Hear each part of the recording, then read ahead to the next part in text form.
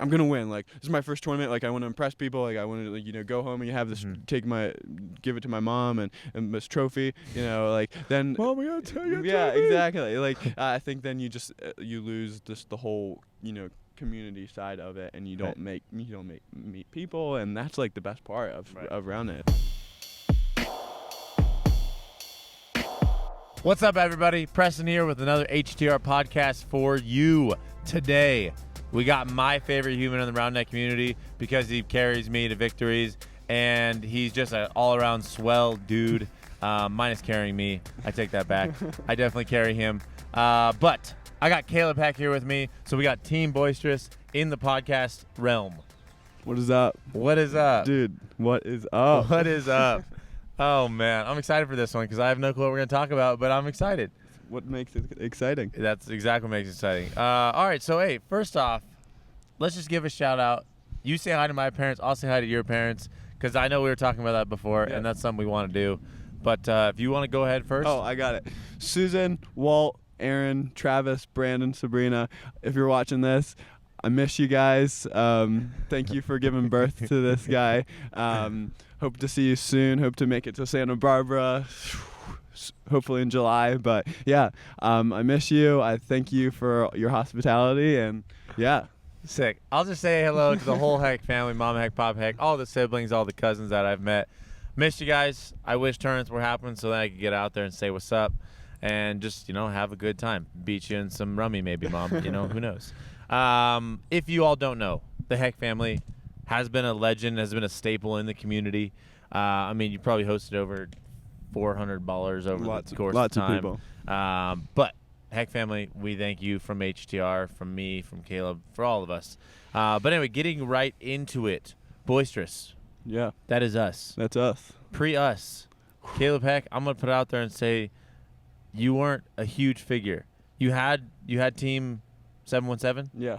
Pretty decent. Yeah. And then even before that, I feel like Pigs might fly. Pigs might fly. Yeah, for me, I always wonder because, before 717, you weren't really on the radar. I know I played with you in 2016 Nationals outside the hotel with Mike Donaldson. That's right. And I didn't even know if I was playing with you or Kyle. Yeah. But, I was just playing with a Heck brother. Yeah. And, tell me from your eyes, growing up as a young child. I know you're still young now. You're 19. Yeah. But, as a youngin', seeing, your older siblings play and have it be in Lank, which is huge. I feel like there's not many people who have had your experience. But just give me a quick little run-through of what it looks like in Caleb's Heck's eyes, mainly before Boisterous. Yeah. We'll talk about Boisterous plenty. Of course. So basically my brother Corey, he's my oldest brother, he brought it back to Lancaster probably late 2014. He introduced it to our family, to his friends. He basically was the person that made Lancaster famous for the Spikeball community, and just it skyrocketed from him, and that's all to his credit. Allie Kaufman and all those other people that had Allie Rogers. Sorry. Shout out Tom Rogers. Sorry, Tom. Sorry. So yeah, he brought it back in late 2014. 2015 is I was a freshman, sophomore in high school. I was playing basketball, baseball. I was actually on track to do pretty successful in baseball, and so Spikeball was not even on my mind as something that I was even gonna venture out and do and be good. And but 2015, me and my brother Kyle, we played in 2015 Nationals. We actually ended up winning that. There was maybe about 20 Advanced? Youth. Youth. That's right. Yeah, I'm the OG youth champion. The OG youth champion, right? Everybody. Yeah. So we won that. It wasn't really even close, just because we were playing with a lot of more experienced players at that point that knew the sport, quote unquote experience. But that was in 2015. Yeah. At Nationals. Yeah. At 2015. Nashville. Nashville. Yeah. I remember you guys playing it. Everyone's like, "That's not even fair." Yeah. I was like, I don't even know who that is because I was brand new too. So. Yeah, I remember that at that point, people people like Ian Goldenbetsky, Larkin Miller. They were like, "Why are you playing in youth?" I was just like, "I just want to like get a trophy, you know, like I just want to win." So we did that in 2015. 2016 was like a weird year because I didn't really have a partner. Kyle really just was like, "Nah, Spikeball's not my thing." So I was like, "Okay, well, I'm just gonna keep playing, maybe get a little better." Right. And so actually, in nationals that year, I played with Bluestone, right? Aaron Bluestone. Yeah, that was just like I need somebody. I'm just. Oh, he just needed somebody. He didn't even want you, Aaron. He just not needed. not like that, but yeah, it was a fun time. I definitely I definitely knew that at that point, like I could become something. Just because of the talent that I was playing. I was like, I mean, not to be cocky, but I knew I was more athletic. Like if I worked hard, I knew I could be better. And then there's nothing wrong with being confident. You know. Yeah. I think a lot of people, shun that. But I mean, if you know, you know. Plus, with Roundnet, it's like, there's people who have it, and you see them at the start. Like Ryder recently. You know, he's been playing for 8 months. And I saw him, and I was like, dude, you're just better. Like, you just are, you know. Same thing with you. Yeah. So 2016, 2017 were just little different years. And mind you, I was still sophomore in high school. So, I mean, I couldn't, take off a lot of days just because I was in high school, and my mom and my dad, like a 16-year-old, traveling across the country every weekend, that's not gonna fly for a lot of parents. Right. So literally. Literally. But 2017 actually, I was starting to get some head nods. Me and my brother Corey, we flew out to Santa Monica for West Regionals because at that point I wasn't Premier, and I wanted to get Premier so we could play Premier in 2017 Nationals. So me and Corey beat actually subpar, which was Josh Frigiacomo and Jacob Martinez in the advanced finals of West Regionals to beat. Really? Wait, 2017? 2017 West Regionals. Advanced? Yep. So they got Premier, they got second, and we got first. Yep. I remember that. I remember, driving home, we texted about it. We're like, hey, okay, but you beat them. Yeah, so we beat them. I actually remember it was like 18-18 in Game 3, and I think I had 3 straight aces to win 21-18, and I was just like, let's go. I'm good. So that was fun, and then me and Corey actually, 2017 Nationals, we got 5th. In Chicago, we beat. You guys had a good pool play. I remember. I mean, it was a weird setup. Yeah, we were like 12 feet from you because the nets were all stupid close. But I remember how'd you guys do in pool play? Pretty good, right? Yeah, we did pretty good. The only loss that we had was to Chiswick Showalter, and they just we lost by probably 6 or 7 points. Right. And that was my first time, or maybe like a couple times of just like where the separation, I was just like it was still pretty far apart. You still saw separation. Yeah. And actually at that finals was when Joel Graham pulled me aside and was like, hey, I think we were actually watching the finals, and we were just talking like, hey, give it a couple of weeks and then let's talk to see if we want something, because at that time he was living pretty close, because I think he was still in Pittsburgh, or he might have been in Lancaster. So we were close, and I think he was talking with Becca, and so it was just like the closeness was something we liked too. Right. So then we talked in 2017, and and then 2018 it was 717, the birth of 717. Yeah, and at that point, I think 2017, right before Nationals, was actually when me and Drucker beat Ryan and Tyler in the finals. Out of Cream and we beat the rookies. I remember that. I remember it being a big staple, and like on Facebook, everyone was popping off. Crazy. So that was probably, if someone would ask like, what was one of your most defining moments like going up? I think it would be that tournament where me and Drucker beat Ryan and Tyler, because Drucker was so good, but I think a lot of people would say that he didn't carry me by any means. Right. So, but yeah, 717, 2018, we did good. I mean, we didn't do crazy wrecked by Golden Tan. Yeah, well, you did wreck me that tournament. But yeah, 2018, 2017 was just like the building blocks for me to continue to just get better, get more experience against top players. I mean, especially if you play with somebody like Joel. Yeah. Like, regardless of where he was at or is at in terms of top players, knowledge-wise and experience-wise, he's at the top. Yeah. It was truly a blessing to be able to play with him. Like, that was just one of the things where I honestly was never going to expect to do that. And we played, and it was a great experience. Sorry, something just I was exploded behind us. I don't know. We heard some screaming. I think it was a little dog fight or something. Yeah. Michael was walking back, looking zero alarm, just kind of like nothing's happening, day in the life. Yeah. But anyway, getting back into it. So so 717, and then obviously 2019. Yeah. Us. Yeah. So Boisterous. Yeah. So the end of 2018. Like, how did I forget how that even went about?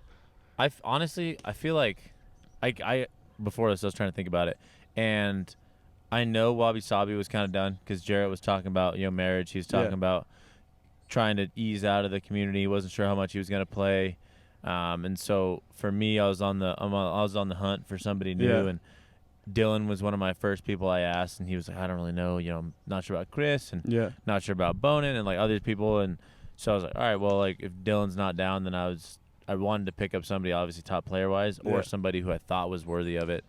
And I think I texted you. I think I texted you like a very like nondescriptive, vague like, hey, what are you doing next year? There's a chance I might need somebody. But it wasn't like, hey, I want to play with you. Because at this point I wasn't really sold on you. I knew you were good.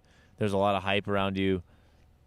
But like I hadn't really looked into it, So I think I honestly texted you. Okay. I want to see you texting me just for the sake of like young and asking, but I think come on, Preston, let me play with you. Let me play with you, please. No, I asked you, and I think the biggest thing is I wasn't sure if like it was gonna be fun. Yeah. Because like for me, it's all about fun. Yeah. And like I really had no clue who you were. Like I'd met you because I'd stay at your family's house, but like I never really like connected with you. We just never like because it was with like Corey. Corey was the like so it was like everyone Corey was knew. The medium between us both. Yeah. But I think I deliberated with that. Like when you texted me, I was just like, because Joel was such an awesome person, like and like just with his skill, and also just with what you were talking about, just his knowledge. So I just really felt like at a crossroads of like, do I want to like take a venture out, and like I knew how good you were, or did I want to like? But you also know how crazy I am. So. Yeah, exactly. And like Joel's a lot more mellow. He's a lot more even keeled. Right. So it was just one of those things where it's like there were people talking to me about it, like, do you want to play with Preston? Do you want to play with like Joel? It was just what because you guys have so different personalities. We're different. So it was just one of those things. I just felt like so like torn of what I was gonna do. So I remember co-ed nationals in Fort Lauderdale. People were just talking to me about it and just like, what do you want to do? And I was just like, oh my gosh, I don't know. Stop. Was anybody giving you crap of like, don't play with Preston? He's like crazy. You won't get along. It wasn't. Well, the big thing was our personalities. Like, are you serious? You want to go from Joel, obviously being Joel Graham, of just like he's Joel Graham. Yeah, and then or just like Preston personality. Of just being crazy. I think we're both up here. Yeah. It's just like he's like Joel Graham. Yeah. And I'm highly aggressive Preston bias. Yeah. So that was honestly probably just the biggest thing of people were like concerned how would we like connect on the court. Yeah. And obviously the rest is history. We talked about it. The schedule worked out. We were like, yeah, we can go to these. I was a senior in high school still at that point. So And it worked out. And it worked out, yeah. Because I remember I watched a little film on you because I was like, is this kid like legit? And for me, it's always about potential. And like, that's my job is to work with athletes and identify, just their weaknesses and all that stuff, but also potential-wise. Because I don't like working with athletes that I'm not like, oh, like they have a high potential. Yeah. I do because obviously I love coaching and I'm fine with it. But watching you, I was like, this kid's just like your natural flow. I think everyone can agree that just like you have this innate just smoothness about your play. Serve, receive, easy peasy. Hitting, you launch it like 15,000 feet, but it like doesn't look like you are. Serving, same thing. But that's kind of what made my decision super easy. Was like, well, yeah, I'm happy to swoop this kid up before he beats me. Yeah. Plus, I felt like out of people I played, when you were on, I was like, this kid's legit, And I know for you didn't really like playing against me. No, I didn't. So I figured we'd just make it easy on each other and play together. But honestly, playing with you or playing against you just really frustrated me because honestly, all the servers that I like, and this is 2018. Yeah. All the servers that I would receive, obviously some of them would challenge me, but none of them really scared me at I was like, I can get an up, like anytime. But like playing with you, I was just like, this is just like another level I felt. And obviously, like, it just feels so good now just being like on the on the top. Being next to each other, Yeah, you know, because like great. I just look at you serve and I'm like, Yeah. he'll probably ace him. Yeah, it's just, you know? it's crazy how you feel so uncomfortable, and then like 6 months of practicing and getting better and getting, you know, obviously you're not going to get better if you just, you know, play against people that are you can receive easily. You're Right. going to have to get Yeah. aced. You got to get crapped on before you can get better. Get crapped on people. Get crapped on. But yeah, so it just feels so good now. Just feel like, you know, it was a great decision. It was something that was worth, you know, the deliberation, the obviously the nights of, do I want to do this or doing it? Like 3 weeks of like, I just don't know. But I think what we should because I feel what people still don't know is like boisterous, like that's what I was gonna bring up, the name. Yeah, the name. Yeah, because everyone's always like boisterous. Like, it's just a a lot of people know, but a lot of people think it's literally boisterous, like BOI. Yeah. But it's BOY. Yeah, BOY. And a lot of people just think we spell it wrong, or they don't even know how to spell boisterous, and they're like, well, yeah, boisterous is a word. Yeah. But yeah, going into our name, getting a little background, is I know we talked once we decided to become teammates. Yeah. And how I make names up, and how, you know, I didn't even know you at the point that well, but I just threw names at you. Like, I'd be like, green grass plates, camera, you know, and like you were saying, like, you know, fluffy marshmallows. Marshmallow hats. Yeah, exactly. Like, whatever it was. And I think it was Christmas Eve was when I was going to look at lights with my family, and I was in the car, and I was like, my brother's super genius, and he has a great mind for things. Yeah. And we kept throwing around names, and oh dear was one to stick. Mm-hmm. People always wonder, like, what's the history behind oh dear? Why do we have a deer? Yeah, that's the question I get a lot. And I think it might have been your name, or maybe it was my name. I don't really know what we came up with. Regardless, one of us said oh dear. Yeah. And both of us were kind of like, oh, like, that's kind of fun. Yeah. You know, and for a bit we were gonna be oh dear. Yeah. You know, I was like, yep, this is it. And then my brother, actually, shout out to Brandon, I was like, well, Caleb's like a boy, like, he's just young. Yeah. I'm crazy, rambunctious, whatever. And somewhere in that mix, boisterous came alive, and I texted you, and I don't know if it was like a resounding like yes, but at the same time, I feel like we're kind of like, yeah, it's a cool, fun name. It is. Honestly, it just worked so well. Like, I mean, I was 17, 18 at the time, like, clearly a boy amongst lots of guys that are over 21. Men. Yeah. And boisterous and just like who you are. Like, you're just crazy. You love having fun. You're sometimes just. Yeah, and sometimes a little much. Skip past that part. But yeah, so it like, shout out to Brandon. It was one of those where it's just like, man, that felt so good. Yeah, it felt good. Plus, it just worked. Like, word wise, visually wise, it just looked like a nice word. But then we kept the deer because oh dear, had to keep it in there. But so then boisterous came to be, and I think I'm just gonna talk about my thoughts real quick, and you tell me. But going into the season, I wasn't nervous, I guess. I was just so worried that, like, if my choice was right or wrong. Because, like, we never played together. Yeah. We never practiced together. Nope. Like, there's nothing like that. And, you know, people talk a lot about team chemistry, and I was like, that's definitely a thing. Yeah. I know we talked a little bit on the phone, and I was like, okay, it sounds decent. But, you know, if you have never really, like, officially, like, hung out with somebody, and I'd seen you before, but I just didn't know. Yeah. And then, like, Seattle was our first tournament, I think. Yeah. Yeah, it was. It was our first tournament, and immediately from, like, I think you gave me a big old hug or something, and you were stoked, and I was like, Preston, what up? And we're like, oh, dude. And even then I was like, all right, at least we get along. Yeah. And then play styles wise, I was worried, but I mean, immediately from, like, that first game, I'd never felt so secure as a partner. Like, I'd set a ball and it was put away. You know, and I'd get it up and it was a perfect set. Yeah. And immediately my mind went from, like, I'm the top dog, I'm the big dog, to, like, I got this partner here who's 19 and who's coming up and potentially might be better than me, you know, like, down the line. But I just know for me, like, leading up to it, I was so, like, did I make the right decision? You know, I don't want to go in 2019, like, not top team. Yeah, worst of a year. And then Seattle, we came out and obliterated everybody, and everyone was like, well, boisterous is the real deal. And from then on, it's just, I mean, personality-wise, I think you and I get along. Yeah. But I just love it. I mean, I don't know. What were your thoughts, I guess, for me to you going into, like, Seattle? Like, I know you knew me. Yeah. But, like, same thing, I knew you, but. Yeah. No, I think just going off of what all the deliberation that I had, it was just because of everyone that had been around you and that, like, just knew your crazy side at tournaments, and just like how like what gets you like in the game, and obviously it's you like talking and joking with people and all that. So I think that was what people were like, are you gonna be able to like tolerate, like are you gonna be able to work? It's like two guys, but younger two guys. Yeah, Troy. Yeah, so everyone Troy, was like, dude, how the hell is Troy yeah, tolerating exactly, him? But it just, it worked. Yeah.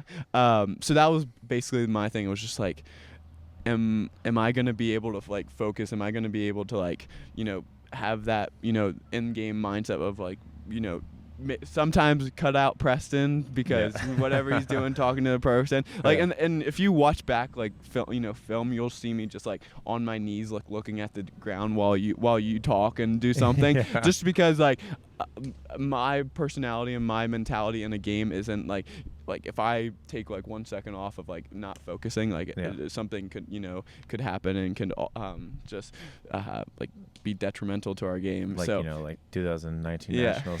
Both of us took mental laps there.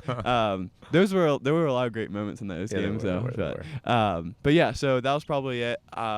I definitely could pick up on how nervous you were going in, because you were like, you were just always talking about, hey, you practicing? Hey. Well, yeah, because I want to make sure that you were good, because like, I didn't want to come out to the first tournament of the year and lose.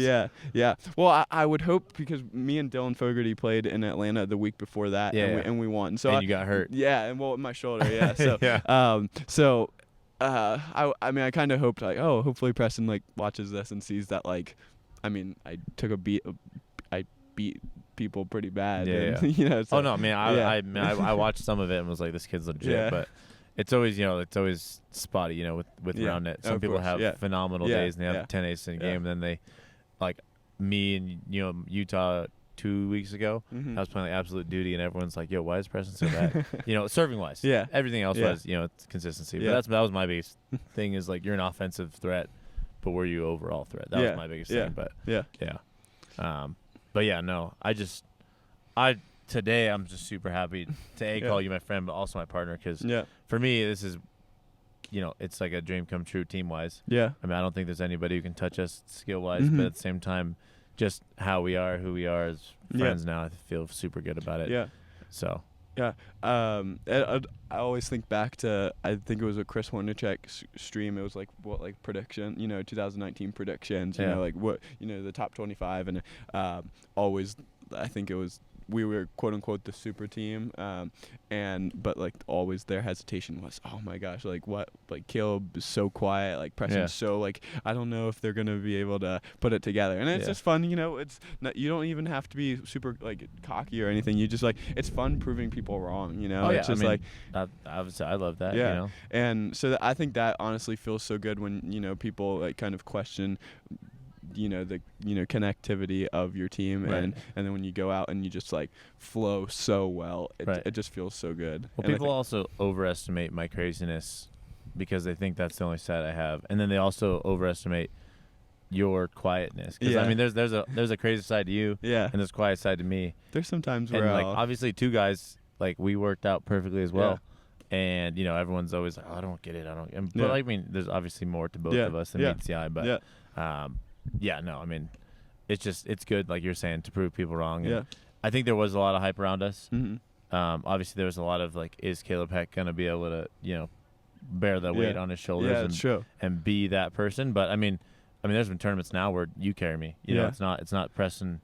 Lead and anymore. we're good at balancing each other. Like if I have a bad game, maybe inconsistent, like you'll carry the weight, and if you're not doing as well, like I'll carry the weight, and I think it works really well. If we're both on, then we're just flying. Then we're just floating. Then it's not fun. It's not fun. Like, oh man, you said it's not fun, and the first thing that came to mind, and I have to apologize to the community for boisterous as acts on sand, because that tournament, you, Zach Duffy. Oh yeah, that was tough. I think that was the tournament that broke sand. Yeah, that was like, that's rough. when we were both on. I think we had like against Travis and Jarrett that one game. I think we had like 13, 14 aces as a team. He also had like 7 in a row at one point. But Travis. Yeah, we can't just discount Travis. No, we can't. But that was one of those tournaments where I just felt good. Like you and I both were, ready lefty, and Yeah. But Well, anyway. not even us, because I think it was that team. Who was that? Matt and Jordan. Or Oh, was Matt that was and that Jordan, was yeah, that tournament, Yeah, or that was the that tournament. West Yeah. Regionals? It was one of those two. I think it was that tournament. Yeah, but they Cause aced the crap out of us. they destroyed us as well, Yeah. but then we destroyed them. Yeah, That yeah. whole tournament. Not even just us and Deffy, I guess. Yeah, Jordan was there, and now Yeah. Jordan's unreal. Yeah, the whole tournament was just a nightmare, and I wish it didn't happen for the sake of I like sand. Yeah. But also I'm happy it happened because at least we were the ones to win that tournament, you know, and ruin it the most. Yeah. But anyway, moving on to more than just boisterous. I think people can feel the vibes of the camera and just know us as we play. Like, we have a lot of fun. Just in terms of Caleb Heckness, where do you see yourself in 5 years, like playing wise? Where do you see the sport? Because I don't know if people hear your thoughts a lot. Because I know a lot of times, you know, you like to sit back and let people listen. let people talk, and you like to listen. But I think you got a lot of good things go on in your brain. And for me, it's the more we can talk about it, put it out there in terms of, you know, top players saying, I think this, you know, XYZ should happen or whatever. It's not even where you see yourself, I guess. It's more just the sport, and how do we get to the level of sportness that, like, basketball's at, or, you know, whatever. Yeah. I think also it's just a testament to just this week of, like, being around awesome people. It's just the desire to grow that I think it's going to get us to that exponential growth that we're trying to get to. Obviously everyone that's in the community now that's pushing for, you know, betterment in the sport of Roundnet. Right. They're all wanting to see like more rallies, you know, more viewers, more, you know, a bigger audience at every tournament. Right. So I think that we're on track to, you know, hit something that's going to be like, wow, this is super viewer friendly. This is going to get more people out to tournaments, and even just like not even from tournament sakes. People everywhere you go, if you're wearing a Spikeball backpack, like I was on a plane like a week ago, and I was wearing a sweatshirt Spikeball, and the flight attendant was like, "Oh, Spikeball, I've played that." Yeah. Like, it's just like all the time now, and especially here in Utah. Yeah, it's nutty here in Utah. It's crazy, and like Lancaster, it's just like nobody thinks twice about having a Spikeball set, right? You know, and I think because of the people within the community, like, it's just gonna keep going and going and going. Yeah. And I think at that point, it's not going to be hard to even legitimize it even more. Yeah. I think it's just finding a way to, you know, create more than just serve ball, and just, you know, at least for the pro level, because that's a lot of people, they don't want to watch like intermediate, they want to watch the best of the best. Right. So how can we get the best of the best to have, you know, a couple, you know, rallies? Yeah, exactly. Yeah. So, do you want me to say what type of, you know, method I think would work, or no? Whatever you think people be interested in. I was gonna ask you a different question that you just brought up, but ask me a different question. Well, you mentioned serve ball, and I know everyone freaking whines about serve ball, and they're like, it's such a thing. I don't think it's that big of a thing. I know, like, Tyler Chiswick and I, that's one thing we agree on, that it can, you know, it can be dissipated and broken down if people just practice serve receive, or you know, and people are, oh, how do I practice serve receive? I don't see your serves. But I don't think serve ball is that big of a thing, but also I don't know if I have the best view, because, you know, I'm one of the top servers. Yeah. And I was going to ask you, who potentially, when they're on, is probably the best server in the world. Yeah. But do you think serve ball is a thing? If it is, if it's not, why?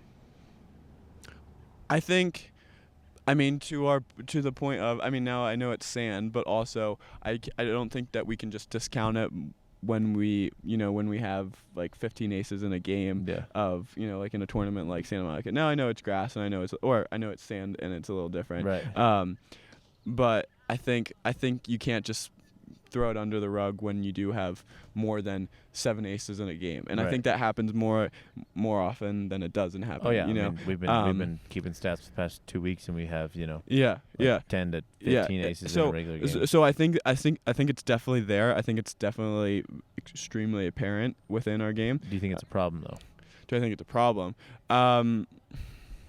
That's tough, because, you know, it's hard to say no when, you know, you're like you. When you're serve heavy. Yeah, when you're serve heavy and when you win because you when you serve. I think it is a problem just because I mean, what we all want is to have it become like obviously like a widely known, televised, all this sort of stuff sport. And I don't think serve ball is going to get it there. So I think it is a problem in that sense. And I think that there are ways that we can change that. Yeah. And I think it's just a matter of getting to that point. Right. So yeah. See, I'd say serve ball is a problem because people don't take the time to be whole, You mean better receivers? Well, just the whole players in general. Okay. setting like Chiswick Showalter at Nationals. Okay. Their serve receive was not perfect. They didn't get no touch days. Mm-hmm. I don't think anybody should get no touch days. That's kind of my thing. But their recovery sets were buttery. Yeah. They were perfect. And you could argue, well, they're the top players in the world. I'm like, well, yeah, no duh, but like that's why. Like if you practice everything, I think serve ball becomes less and less a problem, and more something that it's hard to be great serve receive. But I mean, it's like, I think if you're a holistic player and you have everything covered across the board, even if you get a decent touch like you and I think we save each other day in day out, with recovery sets off of and serve receive. But I don't know. It's just a topic that everybody always talks about, and being that you and I are some of the top two servers, or top few servers, I should say, not top two. I don't want to toot our own horn that much. But yeah, I mean, would you compare serve ball and Roundnet to like Steph Curry in basketball, like how he kind of changed the game in basketball? Now, like you have players coming up in AAU and stuff like that who all they want to do is just shoot 3-pointers now, and they don't want to focus on all the like basic foundations in basketball. Yeah, I mean, I treat it sort of the same, except for that I think obviously a point in Roundnet is different than a 3-point shot in basketball. Like the weight's different. Yeah. Because it's harder to get a break in Roundnet, and if you just ace somebody, it's like, oh well, that's a pretty easy break. But it is similar, where a lot of players after Steph's era of just draining threes nonstop, and Klay Thompson, like them two together, Splash Brothers, it's like it was just every player all of a sudden, even like 6'10" people who used to just go and dunk, they were like, I'm gonna shoot threes. Yeah. And it definitely was a problem, I think, for younger players, because then they didn't grow up to be whole players. Yeah. So I think in that sense, like serve ball is a problem, because all the players, all they want to do is serve. And they don't want to focus on, setting. Right. They don't want setting, like hitting, serve, receive, defense, anything like that. They just want to serve. Yeah. So I think a lot of people struggle because they see the top players hitting these crazy serves, and that is a large portion of the game. Yep.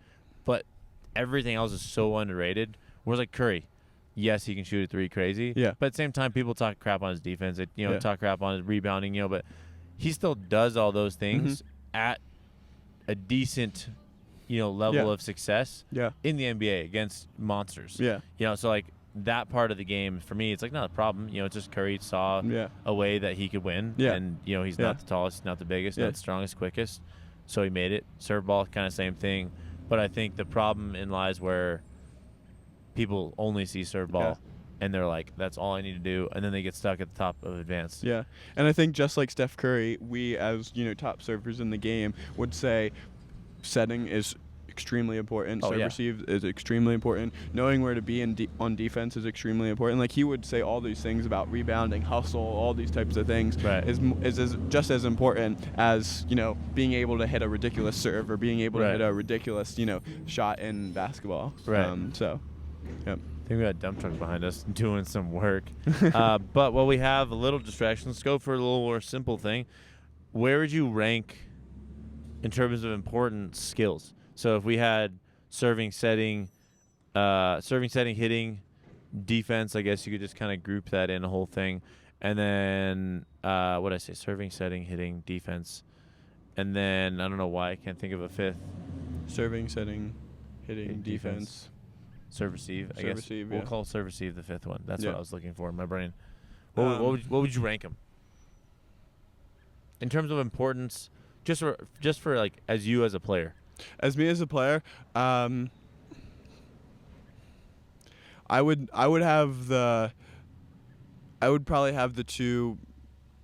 They kind of go hand in hand. It would be serving and serve receive at probably pretty close to the like top. 1 and 2. Yeah, 1 and 2. No, you can flip flop them. I mean, just because if you getting good touches is basically the name of the game at the pro level. Like Right. if you get like, because we're all such good hitters. If you get a good touch on a serve, it's almost probably 95 to 98% a put away. Right. So I would probably have serve receive probably either 1 and serving 2, just because if you don't have a good serve. I mean, you look at Anchored. Anchored's obviously the example of like they're still a top team and they Right. play ridiculous. Which like, is funny though. Fitzy put hitting as like the first skill. Oh really? At least in terms of teaching people, in Okay. terms of like having them master it, he said hitting. Yeah. Which for me is funny because I guess for us it just comes naturally at this point to where it's like the sets are good, so our hits are good. Yeah. And I think if you took any advanced player with a good set, they're gonna be a top level hitter for like Premier even. Yeah. So I think like when you're talking, I was thinking through my own list, and I would almost. It's so weird because like I would say hitting's the least important because I think it's the easiest with a good set. Yeah. Bad sets, debatably one of the most important things, but I think it all could be flip flop like you're saying. But I'd put serve receive up there. Serving I think is important, but I don't think it's the most important. No. You know, if you can just land your serves, Tyler Chiswick at Nationals, I think he had like 1 ace, Yeah, that's true. maybe 2. Mm-hmm. I think he had back-to-back aces at one point. Or let's just say he had 5 aces. Yeah. Throughout the whole match, he didn't miss a single serve. Yeah. Like, the whole entire time pretty much. And, you know, that's speaks to his success greatly, you know, because he lands his serves. And Anchored, obviously, they're just consistent being. So, But go for it. in that, if we're going there, like Tyler, like he had like, I mean, he probably still does, but like people forget that his cut serve was like pretty far and wide. That's what made the cut server thing. Yeah. Was Tyler. Yeah. I mean, Troy came out and did it on a big stage. Yeah. And then Tyler went and freaking took it in his lab and made some changes, and then came out and wrecked people for a year and a half. Yeah. You know? So his serve wasn't just like a put on, like because people still had to respect. I'm saying like nowadays though it's different, you know. But no, for a year. I mean, it's not a put in by any means. I mean, it's still one of the top serves. Yeah. I'd still put him in top, whatever, 5-10 servers. Yeah.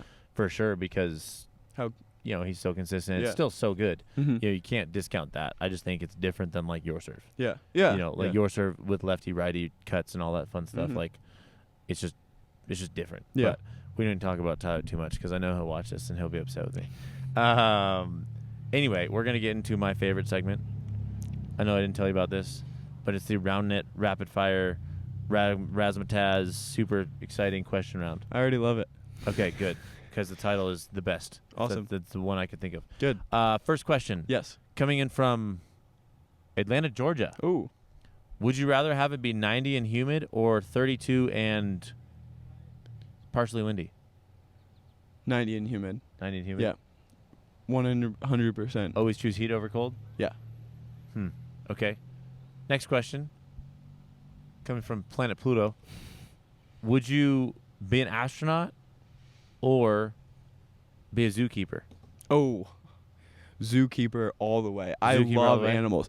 Going to the zoo, I know I'm 19, but I will literally, when I get married and when I have kids, I will literally be as excited as my kids are to go to the zoo. That's just how much I love animals, and I just love just seeing them just walk. What's your favorite animal? Probably So there's only one right answer. Probably it switches on and off because I see an animal and then I research it and I'm like, man, I am fascinated by that. So probably a buffalo just because how huge they are. A buffalo. Yeah. What an interesting choice. I love a buffalo. Like buffaloes are so cool. I was probably 5 feet away from one in Yellowstone National Park. Yeah. We're just walking on the trail and literally I was just how huge they are. They don't look that big. Yeah. Just in the picture. I've seen some buffalo. But they also have some massive poop. Them buffaloes. Massive poop. But yeah, and astronaut, no way, because I'm definitely afraid of heights. And You think after a certain point though, like the heights would just go away? yes, but also I know I would probably be vomiting, and I would not want to taste True. my Do own you get vomit. do you get motion sickness? Probably Oh, me too. not in the car, but Oh. I'm sure in like a boat or I something. do in the car. Okay. Okay, next question. This is rapid fire, so Okay. we need. Quick. Would you rather have one giant toe the size of 5 toes, or 5 toes the size of your pinky toe? So pretty much there's a nub, and it's still a toe. So it's not just like Your foot? Yeah. It's like toe. So would I be able to walk like that? Or It's up to you. This is rapid fire. Pinkies. Pinkies. Pinky toes, Just yeah. 5 little Yeah, baby yeah, toes. Yeah. 5 little baby toes. Okay. I feel like I'd have to choose the same. Yeah. But what if you half and half? What type of shoe am I gonna buy? What is half and half? What shoe would you buy with either? If you bought like a size 12 normal, think about it, your toes take up this much in the room normally. At least pinky toes, I'd be able to like buy a kid's shoe. You know what I mean? Well, your foot would still be Oh, large. that's true. Oof, that would be tough. And honestly, I was thinking with toe kicks with soccer, you'd always toe kick it with the big toe. That's true. There's no other kick. But like, oh my gosh, a knob would be. Yeah, I feel like I would just be rolling over the knob. You just think about it, you'd have your foot hit and then you'd have your nub hit. Foot nub. Yeah. Keep rapid firing. Yeah. If you were a tree, would you try and say hi to humans? Probably not, because they always they would always mess up me. Like you see the heart like Dan plus cat, whatever. Freaking Dan cat. Yeah. Like it's just like, get off me, Like I don't want you carving in me. So like I think, maybe that actually I would want to talk to humans to like say, hey, get out of here. But then I think they do some crazy research on you, and like cut you down and like It's see true. what you're made of. But, like, yeah. Because dang humans. But yeah. So what would you choose? Yes or no? Probably no, because then if like I start talking to them, then they're gonna tell their friends, and then everyone's gonna be crowded around me. True, talking tree, yeah. Yeah. Okay, we got 2 more questions off the Awesome. brain. Good. If you could run 25 miles No. per hour, 25 miles per hour, Okay. and you had 2 options, you run 25 miles per hour without a doubt. Okay. You're already speedy, fastest human in the whole Yeah. world. And every 6 minutes, you got hit by a bird. Or, taking it back to the nub toes, every 6 minutes, your toes transform to nub toe for 30 seconds. What would you choose? You know what? Screw 25 miles per hour. I don't want the nub. Whenever you're playing sports, bird every 6 minutes, nub toe every 6 minutes for 20 seconds. Good grief. Man, I just can't get off this nub. Well, I'm not talking bird. I'm not talking like a little Tweety bird. I'm talking like pelican-sized bird. Would I be able to like catch it? You got to get hit by it first. Then Like can it's I catch coming in and hit you, and then you can grab it. If The you want. next time, can I catch No. it? It's just it's a bird every 6 minutes. You could have thousands of birds next to you, and they still keep coming. Okay. Only when you're playing sports though. So if you go to dunk a basketball, bird to the brain. You go to hit a serve, bird to the brain. But it's every 6 minutes though. So Right. like I could dunk and I could just be standing there and just take the hit. You could, So I'll but do you wouldn't that. see it coming. How would I not see it coming? You won't. If it's every Ninja bird. If it's every 6 minutes, bird. I'm gonna catch on. What is it like? Short-term memory loss. Okay, rapid fire. I would do the bird one. Bird. Okay. Last question. Speaking of memory loss, would you rather have short-term memory like Dory? Mm-hmm. And you know Dory? Yeah. I'm not going to say more about her memory. Yeah. Short-term memory loss like Dory. Or never have access to technology. Like people could use it around you, but you couldn't like ask, or you couldn't use it. Man, that is tough. That was a good one. I would probably say short-term memory, because if I have technology, I can put reminders on my phone.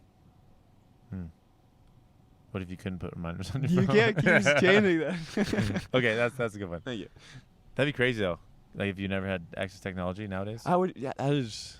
that'd change your life. Yeah, Anyway, we are approaching our end time it's a good by run. my watch that doesn't exist. Yeah. We're about 31.5 minutes in. How close do you think you are on that? I don't know, probably within $5 if you're not close. Oh, wait, hold on. Timestamp this. Plus or minus 3 minutes. Okay, easy. 100%. $5? Yep. $5 for Preston buys right there, folks. All right. Last little segment.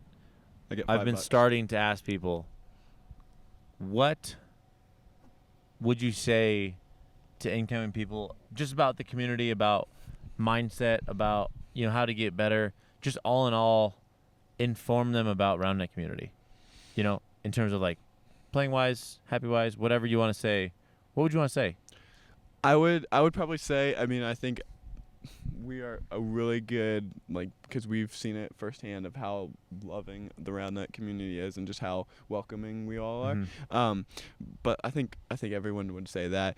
But I think when you go to a tournament or when you like experience the community, just don't take yourself so seriously. I think a lot of people come in, they're new, they're so stoked, they're so like ready to play, which is great, but also I think they just because of that seriousness, they forget to take in the whole whatever is happening during the day. Blinded, they don't get the whole experience. Yeah, they don't get the whole experience. They don't like go up to somebody or like let themselves like talk to someone, just like a conversation. All they want to do is just play, just win, just try to win. Right. And I think when you take time to just like go up to somebody or just like have a conversation while you're looking at the bracket, hey, Caleb Peck, how you doing? Nice to meet You meet somebody and that's how you establish connections. Yeah. And I think if you don't, if you just are so engrossed with, I'm gonna win, like this is my first tournament, like I want to impress people, like I want to like, go home and you have this, give it to my mom and this trophy, like then Mom, we gotta tell you. Yeah, exactly. Like I think then you just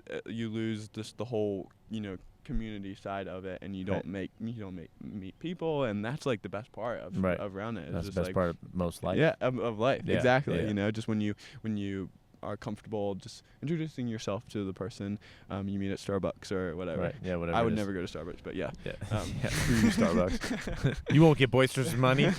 All right. Well, that was insightful and great, and I fully agree with you on everything. Yeah.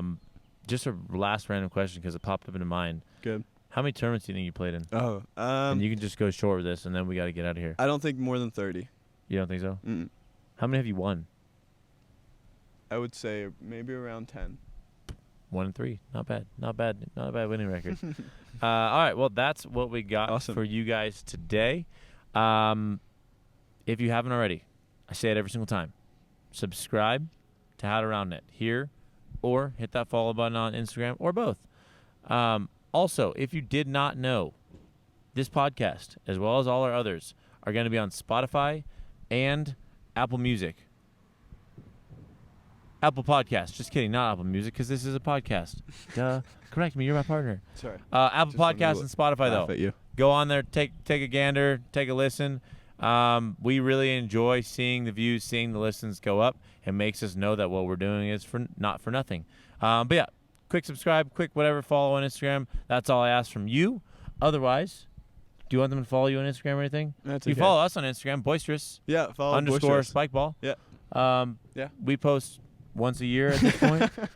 So probably go follow us. We post stories more than we do post other content, but we'll post something today. We'll post something just today. For this. Just for today. Yeah, we'll do it. All right, sick. And tomorrow when we win. And tomorrow when we win. There's a tournament tomorrow. Anyway, that's all we got for you today. You already know what we're going to do. I'll give us a count, 3, 2, 1, and then we will do it. Okay? Here we go. Ready? 3, 2, 1.